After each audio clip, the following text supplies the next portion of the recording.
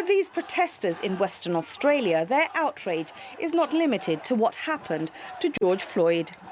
They're calling for an end to racially motivated injustices everywhere, including against their own people. There's over 400 plus Indigenous deaths in custody that are not being investigated or any further, so that is a huge issue, and everyone keeps saying, oh, Australia is so different, but it's not really, and so that's what we're here to talk about and just start a conversation.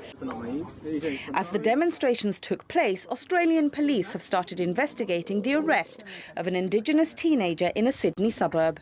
Video posted on social media shows a police officer grabbing the 17-year-old and sweeping his legs from underneath him.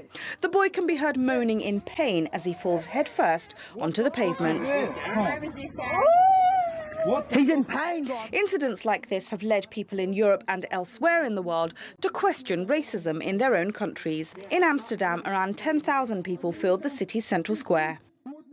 What is your purpose for being here? If you want to believe that we in the Netherlands do not have a problem with race, you should go ahead and go home. In Barcelona, there were similar scenes. Protesters carried banisters with the now familiar phrase, Black Lives Matter. The rallies have spread to every continent. In Kenya, demonstrators believe the political powers exerted by white supremacists have impacted the lives of millions of Africans.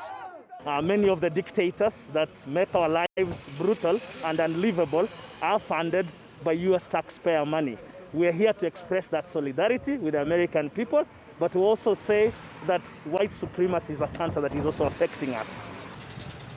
Those who couldn't take to the streets made their voices heard in other ways, like this tribute to George Floyd in the Syrian province of Idlib. A reminder that even those who've survived years of war can still empathise with the suffering of others.